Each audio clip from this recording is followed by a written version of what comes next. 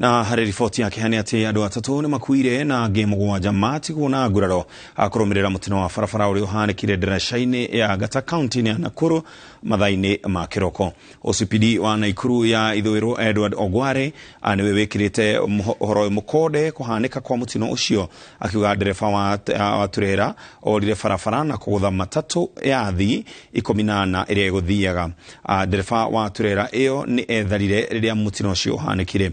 Ndagĩtarĩ mũrũgamĩrĩri wa thibitarĩ ya mũingĩ ya Nakuru level 5 Aisha Maina augĩte thibitarĩ ũcio nĩ wamũkĩrĩte arwaru 6, 5 nĩ mathondekirwo na maheo rutha na ũmwe arĩ thibitarĩ aunĩkĩte guoko. Kũringana na kamanda wa borithi wa Nakuru Peter Mwanzo, andũ 11 nĩ makuĩte kumana gĩkĩ mĩtino-inĩ ya barabara kaunti-inĩ ĩyo.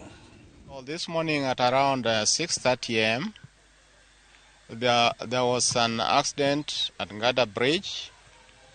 This matatu vehicle, which was coming from Nakuru direction towards Eldoret direction, and it carried passengers. Now, on reaching at Ngata Bridge, there was another motor vehicle which was coming from the Eldoret side, but it failed to keep the proper lane. So out of that, it rammed into the matatu vehicle. And now this vehicle was reportedly a trailer, so it never stopped.